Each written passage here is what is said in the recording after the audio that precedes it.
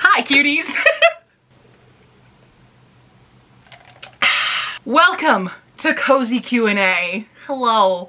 So I just wanted to do something a little bit more chill today because I'm gearing up for a big readathon and I'm amidst drafting a new novel that I'm very excited about, and I just want to have easier videos to edit during this month. So we're gonna Q&A it a little bit. We're gonna do half of a tag.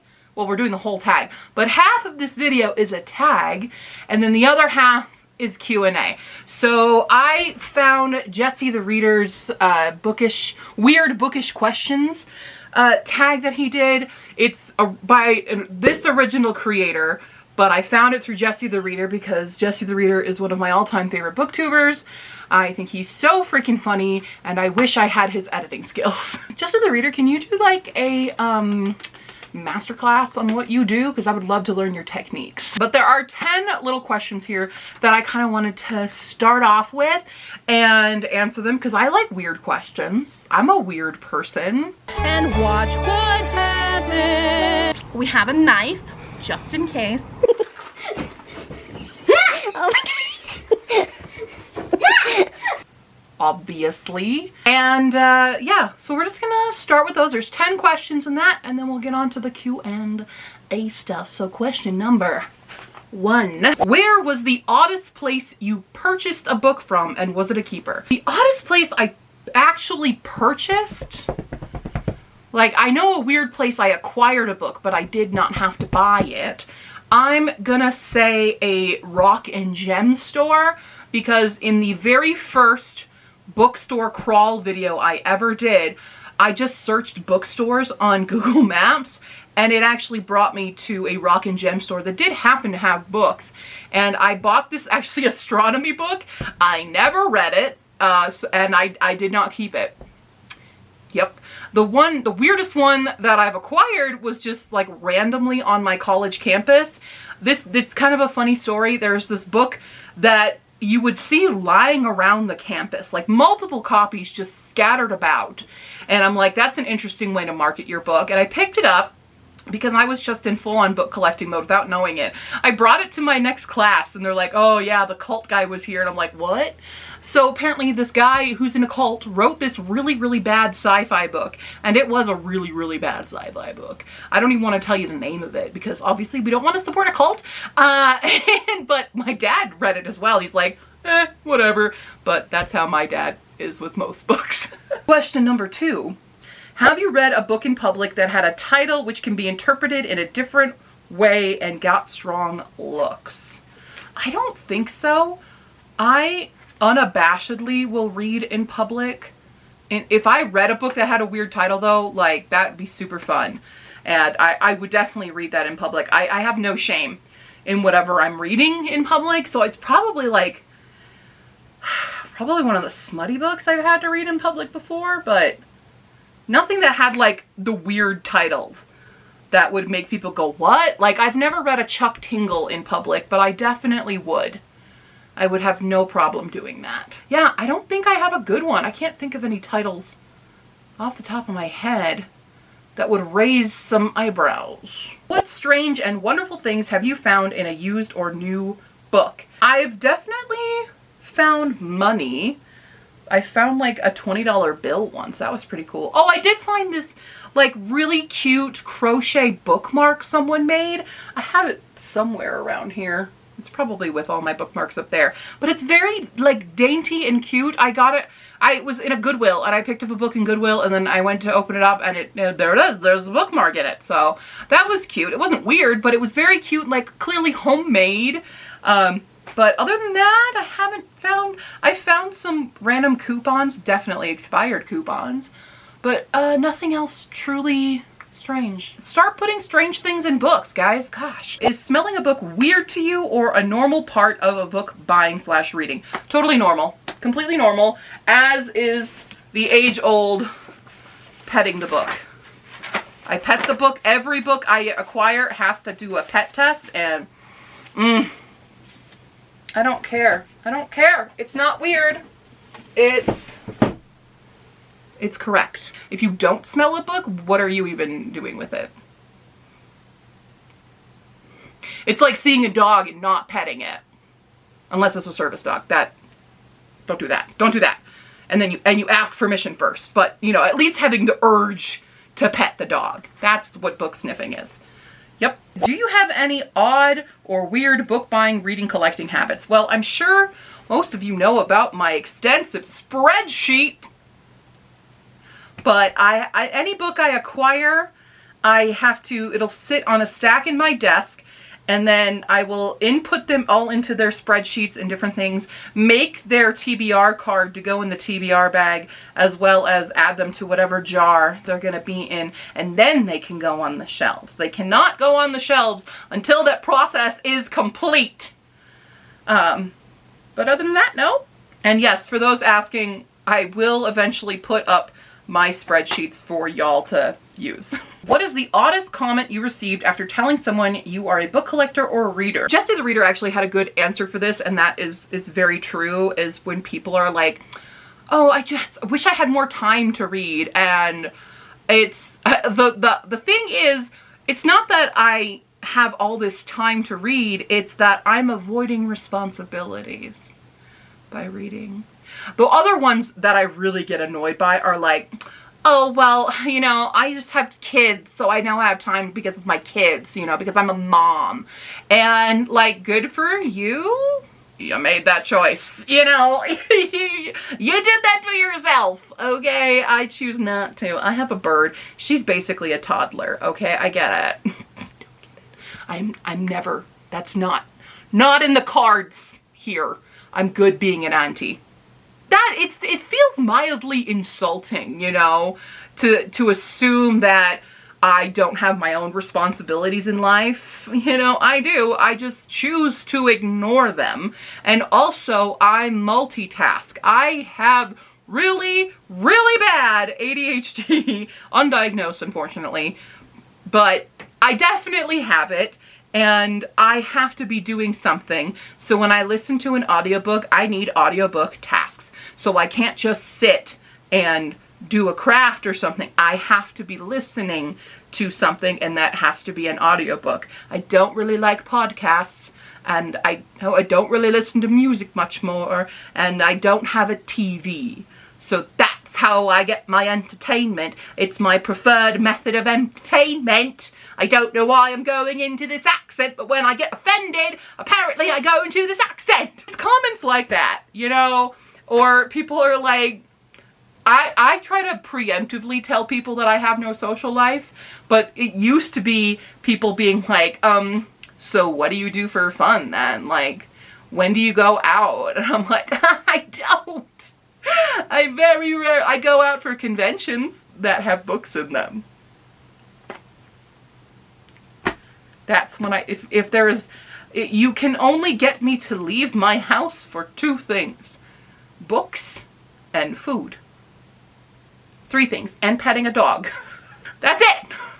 I will not leave my house for any other reason. Okay? It's not happening. Describe a strange encounter at a bookshop, either the bookseller or customer. Well, a funny one actually just happened on an independent bookstore day. So Sammy and I drove up to Old Firehouse Books in Fort Collins, and I was chatting because Ian met us there. Ian and I were in the fantasy section, and I was just like going, got it, and just having fun. And this guy kind of chimed in on our conversation, and it was funny. And he's like, I'm so sorry for like butting in, and I'm like, no, that was totally fun. Hi, I'm Stephanie. And just meet people that way. I tend to be the weird one, as proven by me and Sammy in Second and Charles doing challenges. I'm usually the person instigating the weird thing, for the most part. I've definitely like listened in on people who are like trying to debate between books and be like, you should get that one, it's the better one. That one's really bad, it's boring, you don't want that. You know, just I'll be the weird person. I don't tend to have it with other people. Okay, no, wait, there is the best one. This is my favorite interaction at Second and Charles. So Second and Charles, my go-to bookstore. I go in, I do trade in a lot for books that I read and I don't really enjoy. So I either sell them on my Pango shop, and whatever doesn't sell after a certain amount of months, I go and bring it to Second and Charles. And I used to go there really frequently at one point, and the guys who do the exchange, who would take your books to check them out and stuff, he was like, "Oh, good to see you again. I love when you come in. Your books are always in the best condition." And I'm like, thanks. You know, I pride myself on how I care for my books. And, but it's just funny that now they know me. They know me as the girl who has good books, and that is true. Is it weird to pass a bookshop when you are out and not enter? Is that something people can do? That sounds fake. What? Are you drawn to weird or odd little dingy out of the way bookshops, or do you prefer tidy shops? Okay, I love all bookshops, but I will say that the ones you have to dig through, I like them on principle because I think they're very important and very fun sometimes, but the disorganization hurts me, and I'm always like finding books that I'm like, this needs to go in this section, and I will start organizing them. I can't not do that. So Black and Red, I'm so sorry. I keep doing that in your store. But I prefer, when I'm looking for like specific books, especially, a tidier shop. It's easier to find. But I do love the atmosphere of the more diggy bookshops, that they feel more like they're out of a Studio Ghibli movie with that, or like, you guys know the anime Read or Die, when they, and like in the TV series, and they go to the book plate and like the girls are always surrounded by piles and piles of books. I like that aesthetically, but the actual like, I need to find this book is a bit of a nightmare for me. And a lot of the times they don't have the correct price, or it's like written in pencil and it's so faded and like, I don't know how much this is. So there's a bit of stress that occurs for me in those shops, but both I love. But I think when I'm purposely shopping, I like the tidy. If I'm just hanging out and playing around in a bookshop, which I definitely do, then I'm okay with the untidy ones. Books can come in odd shapes and sizes. What is the oddest shaped book you've come across? I don't really come across many odd shaped books. Definitely nobody on these shelves is odd shaped. They're all shaped like a book. I've seen, like, I feel like this only happens with like board books for kids. So my nephew has a bunch of like oddly shaped books. So there's like, oh, this book is shaped like a tractor or something, or this one's an apple. I've seen stuff like that, but usually it's for like toddlers. So I don't think I've seen anything for adults that's weirdly shaped. We should definitely start doing that though. That'd be fun. We should get on that train. Okay, and that is the tag. So now we're just gonna go over to a few of the socials and see what the questions we've come up with. First, over in my Discord, I have a few. Ian asks, what's a project you're excited to work on next?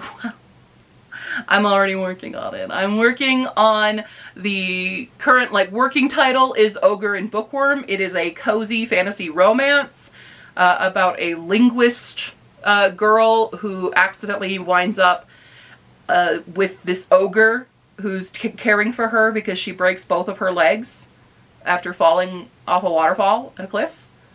It's fine. And it's very fun. It's kind of Princess Bride meets Shrek is what's happening. So I'm extremely excited to be working on it. I wrote the first 10K on the last 10K Sunday, and all I want to do is write right now. So there's that, and then maybe we'll work on the sequel to Hispack, but right now this is all my brain cells are just Ogre and Bookworm. So yeah. Fee asks, what's your favorite piece of writing / idea that you had to cut from a story? In Ashport, there were some switcheroos that happened, and the only thing coming to mind is killing Nigel. Originally in book 3, Nigel was supposed to meet his unfortunate demise, but that didn't happen. Someone else did, because it made more sense for the character arc. And so Nigel was saved. That's really the only thing I can think of that I like actively was like, I have to cut this and change this up. I don't think anything else I really regret cutting, because if I really, really like something, I'm probably gonna leave it in. But killing a character, that one. Nina asks, what would be your perfect day? Well, it's no longer April 25th. That already came and went. My absolute, okay, I have 2 perfect days if it's a stay at home versus a go out. If it's a go out day, it is definitely a bookstore crawl. I love just traveling to different bookstores and catching the different vibes, especially learning new ones. That's what I tried to do with this last one, but the weather was so bad that driving was kind of a nightmare. But I did find 2 brand new to me, independent bookstores that are so cute, and I love them, and I'm definitely going to visit them all again. That's kind of my perfect days, bookstore crawling, and, you know, stopping for a cute like cafe meal, and then coming back and putting all those books in my spreadsheet. And then my perfect day at home is no one calls me for anything.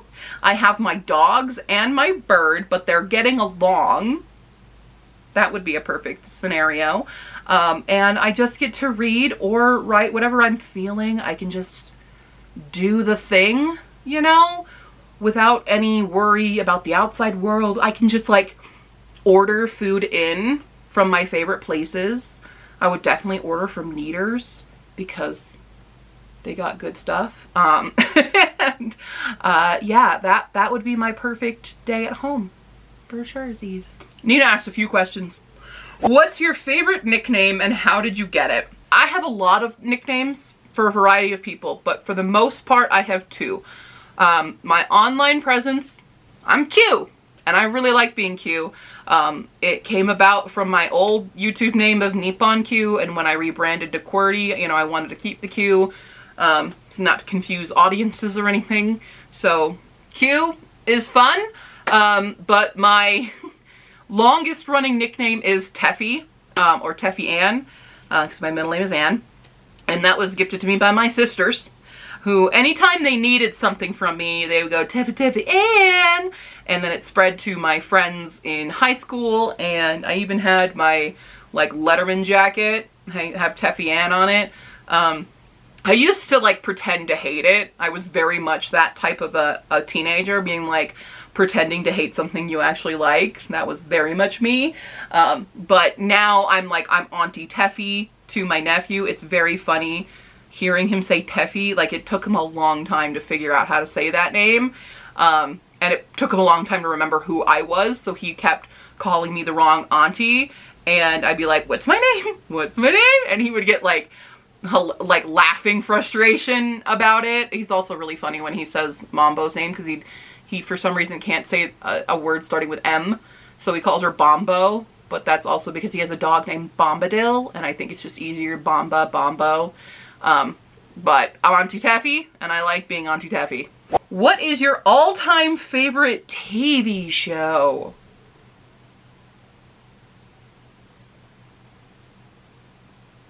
Oh, Buffy. It's probably Buffy. Like, if I have to, like, really nail it down, it's Buffy. But, like, my favorite animated is Avatar. My favorite, like, newer show is Heartstopper. I don't watch a lot of stuff nowadays, but, like, Lena and I are doing a Buffy rewatch marathon every week. We're doing it once a week. We just chill together online watching episodes of Buffy, and it's really fun and kind of reigniting my love for Buffy. Buffy definitely helped inspire a lot of Ashport, I will say. So I'm probably gonna say Buffy. That's probably my favorite. Nina's final question is, do you sing in the shower? Not how you're expecting, because Mambo is there. So Mambo also likes to shower, so she usually sits on the curtain rod and I'll sing her songs so that she's just clicking along, because she loves baths. Baths are her favorite thing. So if she doesn't get to have a shower with me, then she'll go in the sink and have a bath there. But usually, like, I'll clean myself and then I'll hold her near the water, so that, and then I hold my hand up so that she gets a misting spray. She doesn't like actual misters. It's only the shower or the sink that it's okay to do this in. But I'll sing, we sing, she loves Grease. She loves the dun, da dun, da dun, da da da da dun. She loves that. Don't know why. Or the Backstreet Boys. I sing Backstreet Boys a lot to her. Yeah. She has a few songs, and so we'll sing those songs in the shower. So, yep. Yep. Fee also asks, what's the weirdest plant I know about? And this is funny because Cerulean is the one giving me all these plants. She's helping me, or Cerulean is helping me kind of make a catalog of plants to use for Hisobo. And they're making some great ones for me, and I didn't know about these, so I feel like I can't use them. I mean, I can't use them for this video. I think the only one that I know of that's like super weird is probably the corpse flower, but I think a lot of people know about the corpse flower. And if you don't, look it up because it's pretty freaking weird. It's a cool plant that opens up and it smells like a dead body. I got to see one when I went to Ohio to visit Hala, and it was a weird time. You know, corpse flowers, they're probably the weirdest plant I can think of off the top of my head, but I'm not a plant person. I'm really bad with plants, but I can tell you my favorite flower is a lilac. I love lilacs, and I also love wisteria. Those are probably my top, and drapey purpley flowers. Those are my favorite. Let's check out on the YouTube side. Hala has asked, favorite dog breed of each size. Okay, here we go. We're gonna go small to big. Small babies, small little babies. I mean, I love my Pai Pai. So I never thought I was a Chihuahua person, but I am a Chihuahua person. I love my little, there's so many kinds of Chihuahuas as well. That Pai changed my heart, and it's Chihuahua. Like, I would say like small medium. So those are like the super small, right? Chihuahua. Small mediums, Bichon Frise. Okay? Bichon Frise is usually 20, 30 pound dogs. I grew up with a Bichon. Rufus was my second Bichon. Love him so much. Miss him, baby. So that's the 20, 30 pound range. Let's go with the 40 to 60 pound range. We're gonna go with a lot of them in this range. Should I do one from each Best in Show group? Probably a bulldog. They're so fun. There used to be this one bulldog that would come into PetSmart when I worked. Her name was Tigger. She was a brindled bulldog. She's probably like 40 pounds. And she just made me smile so much because her owner would be like, go find Stephanie, because I was like her favorite person. And I would just stop whatever I was like doing to give her butt scratches. And she just would like turn around and love you and be like, ah! And she made me so happy. Just so happy. Okay, let's go up. We're going to the larger breeds of dogs. So we'll say 70, 72... 90. I'm not getting to the 100 yet. 70 to 90s. They can get even bigger, but I'll go Bernese Mountain Dog. They're just so floof. So floof. Just floof all the time. To the upper hundreds, or not the upper, lower hundreds, Alaskan Malamute. I love my Malamute. I used to have a Malamute. I love her. I miss her. I have a song called I Want a Malamute, Malamute, and I used to sing it all the time to my mom because when I was in Japan, I was promised a Malamute when I came home, and instead we had Lucy, who was the opposite of a Malamute. Love Lucy, she's the best girl, but... And then for the massive chunker dogs, I was gonna say Wolfhound, but that's actually incorrect. My favorite of the most massive dogs you've ever seen in your life is a Russian Caucasian.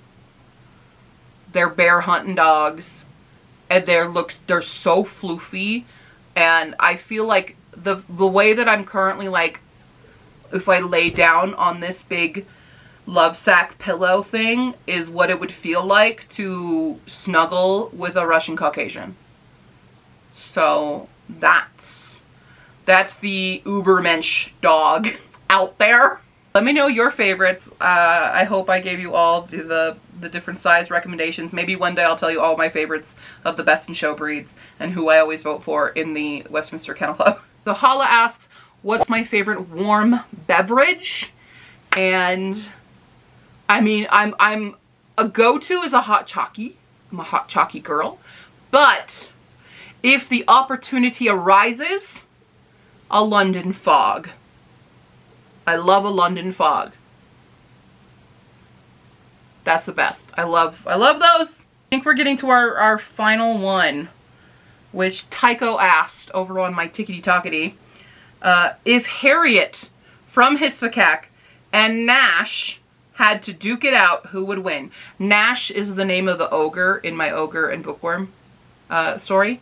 His real name is Doom Nash. If they had to duke it out, who would win? Harriet, hands down. That actually wasn't hard. Harriet is amazing. If she perceives any threat to the Lambros sisters, if she thought Nash was a threat to any of the girls, she just becomes 15 Sasquatches instead of 1. And also the thing with Nash is that he is a gentle boy. He is soft boy ogre, and very anti-confrontation. So he would just let Harriet beat the crap out of him. So Harriet, hands down, would win that battle. So there we go. All right, well that was cozy Q&A. If you didn't make it in time for this one, you can leave a question down below. I'm sure I will be doing another one of these, just having fun, being chill, and, you know, sitting in my PJs, drinking a beverage on my love sack in my library. I never thought I would have an apartment that would have its own library, but crippling debt who? Alright, well, all the links are in the description. If you like this video, you can check out my Ko-fi page to support me there. You can also check out my books, like the ones I've been talking about that are published, Ashport and Hispack. All my short stories are all on my Ko-fi page. If you would so endeavor to read them, they're also all available on KU if you're a KU person. If you want to put a book on my TBR, you can put it in the viewer pool. There's a link to a doc form, like you just write what the book is and that's all you gotta do. And if you want to be a book fairy and send me a book to put into my beautiful spreadsheet, my Amazon wishlist is also below. Alright, same with all the socials and things. I will see you next time, cuties. I'm gonna go now. Bye!